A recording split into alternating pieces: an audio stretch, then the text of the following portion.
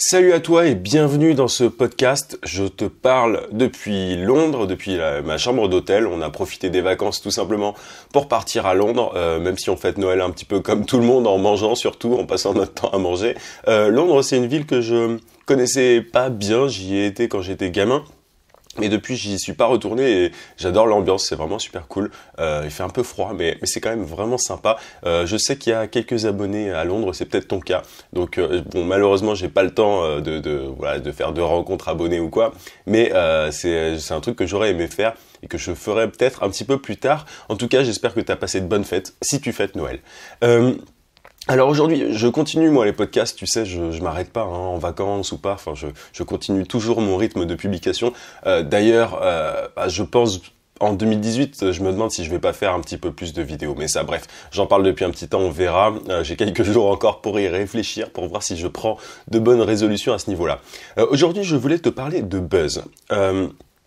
Le mot buzz, tu sais sans doute ce que c'est simplement le fait de faire une publication, que ce soit une vidéo, un truc, peu importe, mais qui a beaucoup d'écho, qui est partagé par des milliers de personnes, enfin beaucoup de personnes. Bref, c'est un contenu viral, un contenu qui est diffusé à une très grande échelle et qui se propage en fait tout simplement par l'intermédiaire des gens qui partagent ce contenu.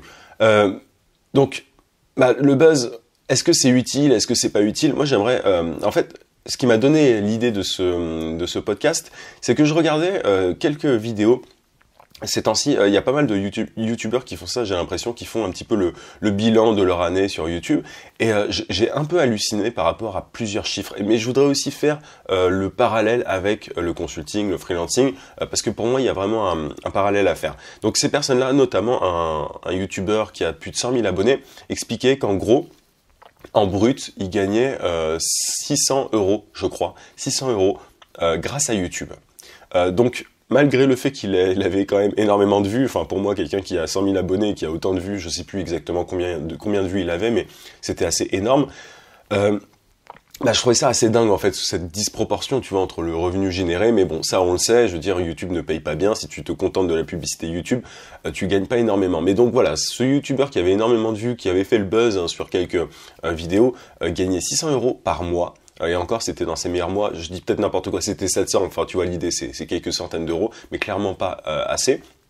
Et un youtubeur que tu connais sans doute, qui s'appelle Fabien Olicard, qui fait en gros tout un tas. Alors je sais pas exactement comment le classer, mais c'est-à-dire que c'est un mentaliste qui fait des vidéos de divertissement principalement et pour aider pour apprendre aux gens à mieux utiliser leur mémoire, etc. Bref, je t'invite à regarder sa chaîne.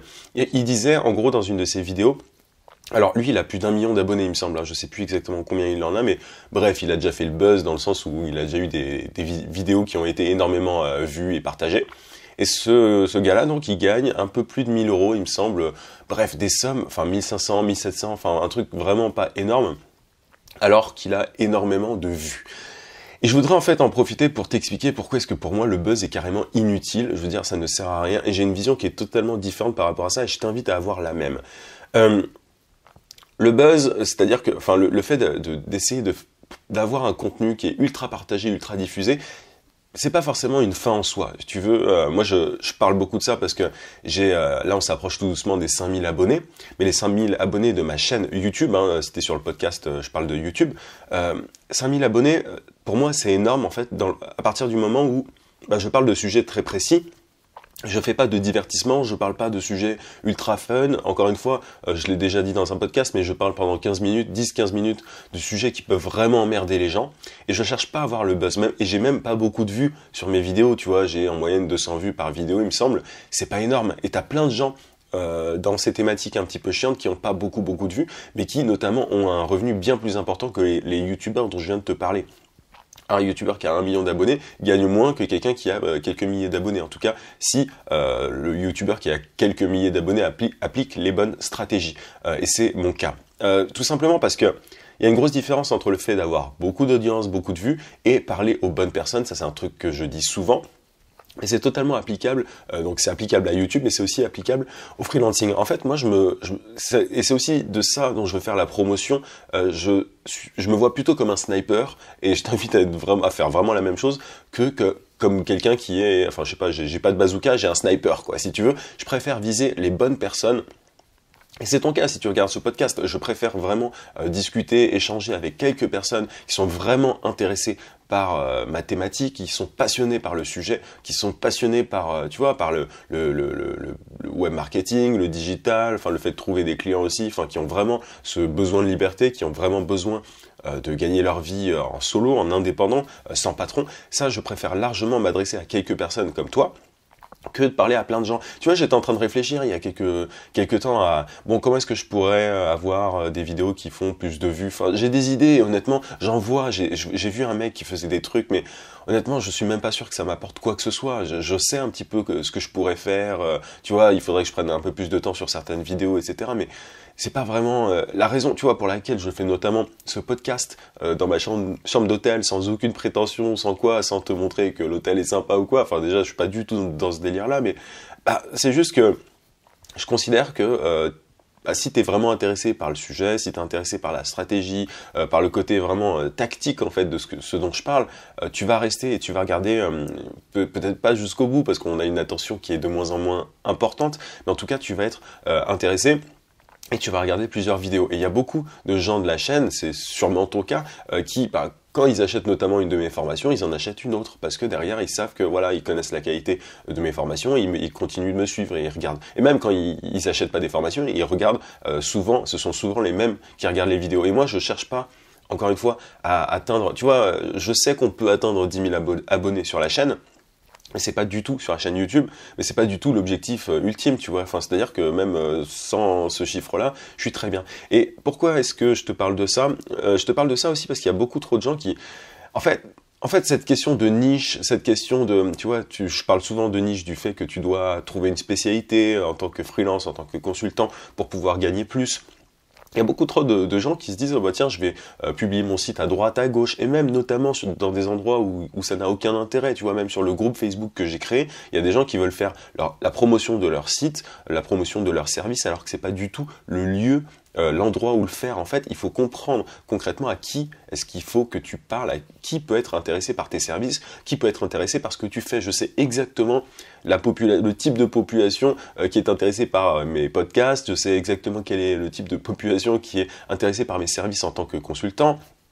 Et ça, je pense que c'est le premier truc auquel il faut penser au lieu de se dire bah tiens je vais faire la promo. Tu vois, il y a des gens qui se disent ah tiens je veux plein de vues. Ouais, mais sauf que si t'as plein de vues et derrière bah ton système n'est pas bien foutu, si derrière tu fais pas, enfin tu vois, je veux dire il y a un moment il faut essayer simplement de t'adresser aux bonnes personnes. Et il y a plein de gens ouais donc qui veulent devenir freelance ou community manager, développeur, etc. qui se disent oh bah tiens je vais essayer de viser large en fait, qui se disent oh bah tiens je vais essayer d'avoir un max de visibilité. La visibilité en elle-même, elle ne sert à rien. Moi, j'ai tout un tas de techniques sur Twitter, Instagram, etc.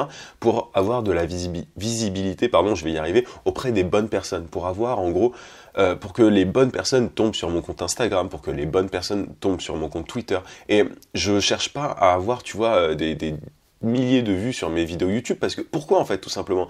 Parce que, si t'as, je sais pas, 100 000 personnes qui regardent, qui tombent, imaginons un jour que j'ai une vidéo avec 100 000 vues, sur ces 100 000 vues, il y aura très peu, il y aura un petit pourcentage qui sera vraiment, vraiment intéressé par ma thématique. Alors évidemment, il y en aura dans le lot sur 100 000 personnes, sur 100 000 vues.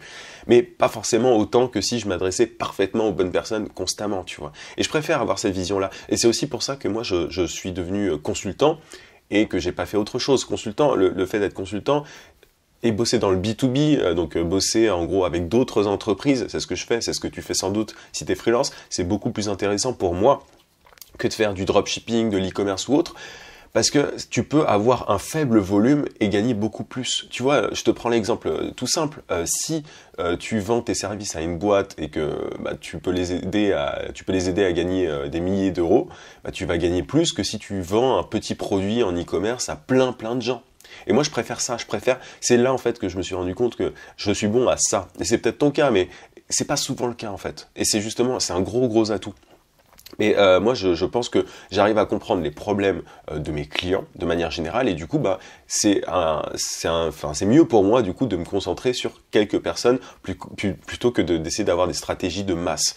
Et c'est peut-être ton cas, mais pour moi, c'est vraiment plus facile. Tu vois, c'est plus facile d'avoir une petite chaîne YouTube que de faire du divertissement, du gaming ou je ne sais quoi, où il faut convaincre, où il faut avoir plein de gens qui reviennent un peu tout le temps. Enfin, je préfère avoir peu de personnes qui viennent vraiment tout le temps, qui regardent toutes les vidéos, tous les podcasts, etc., que plein qui viennent de temps en temps, en fait. Et ça, c'est vraiment pareil en B2B, en consulting, en freelancing. C'est vraiment un gros avantage. Tu vois, quand tu as enfin pas un petit, mais quand tu as un client qui peut te payer énormément, c'est vachement intéressant. Je veux dire, t'as pas à t'emmerder à en chercher 40. Et du coup, tu dois privilégier dans ce sens-là, en fait, dans ces cas-là, tu dois privilégier la relation long terme. Et c'est ce que je fais. Moi, il y a plein d'abonnés que j'ai notamment rencontrés dans la vraie vie. Tu vois, enfin, c'est une vraie relation. Moi, c'est ce qui m'intéresse plus. Tu creuses un vrai lien en faisant ça. Donc, le buzz, le fait de parler, le fait d'essayer d'avoir un contenu qui est ultra diffusé, ça n'a aucun intérêt stratégiquement pour moi. Parce que c'est pas forcément des gens qui vont être intéressés sur le long terme.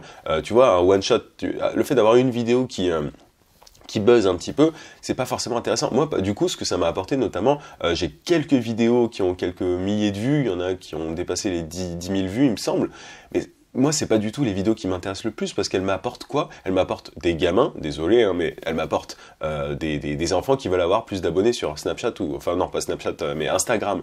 Et ça, pour le coup, ces personnes-là, ils ne sont pas intéressés par le freelancing, par le fait de trouver des clients. Et j'ai notamment, j'ai regardé ce matin, j'avais un message de quelqu'un qui me disait « Ah tiens, j'ai vu ta vidéo, comment est-ce que je fais pour... » Et c'était un enfant. Et je sais que mon profil, l'avatar, enfin je veux dire toi, en gros, et moi, on n'a pas 15 ans. On a plutôt 25 ans, tu vois, on a entre 25 et 35 ans, ça je le sais. Et parce que c'est cette tranche d'âge qui est le plus intéressée, tout simplement par mes services, par ce que je fais, par ce que je propose, par mes solutions, bref. Donc voilà, le buzz est inutile pour moi. Mais il y a les deux stratégies en fait. Soit tu fais du buzz tout le temps et du coup ben, tu dépends d'un autre type aussi de revenus, tu vois, tu dépends de la pub, etc. Soit tu te concentres sur quelques personnes qui sont passionnées par ton truc, par ce que tu fais, que ça soit le freelancing ou que ça soit YouTube, tu vois, c'est la même chose. Mais en tout cas, moi j'ai vraiment fait mon choix et je pense que c'est plus facile pour moi et je pense que c'est plus facile pour plus de personnes, mais à partir du moment, pardon, j'ai du mal. On est le matin, hein, j'ai du mal à parler sur ce podcast, mais à partir du moment où ces personnes ont conscience en fait de la stratégie, tu vois, à partir du moment où elles ont conscience de leur cible en fait, tout simplement. Bon, je vais m'arrêter là parce que c'est pas, j'ai une sale gueule et j'arrive pas à parler, mais j'espère que tu as compris le truc. En B2B, en tout cas, c'est vraiment ça. Tu peux avoir quelques clients qui te payent énormément et je pense que je vais orienter un petit peu la chaîne aussi de plus en plus vers ça, vers cette approche-là, B2B. N'hésite pas à me dire en commentaire si tu sais pas ce que ça veut dire, mais je crois que je l'ai évoqué en début de vidéo, mais je pense que je vais vraiment essayer d'orienter mon contenu de plus en plus vers ça, sur la vente en fait, auprès de quelques personnes, tu vois, ce que les Américains appellent des high tickets, tu vois, des personnes qui peuvent te payer cher, mais quelques personnes qui peuvent te payer cher, plutôt que de faire du volume et essayer de courir tout le temps après les vues, après les clients, tu vois, vraiment faire de la profondeur plus que de la largeur en fait, en termes d'acquisition client. Voilà un petit peu ce que je voulais te dire, j'espère que ça t'a plu. Je te rappelle que tu peux télécharger ma formation vidéo gratuite pour trouver des clients rapidement en freelance. Si tu es sur YouTube, tu cliques sur le i, sinon si tu es sur YouTube, si tu es sur le podcast, je vais y arriver, tu cliques sur le lien dans la description. Tu peux aussi t'abonner à la chaîne YouTube et laisser un like si ça t'a plu. N'hésite pas sur SoundCloud et sur iTunes aussi. Bref, je te dis à demain, encore une fois, très joyeux Noël, même si c'est passé. À demain, 18h comme d'habitude. En attendant, n'oublie pas, vie sans limite. À plus.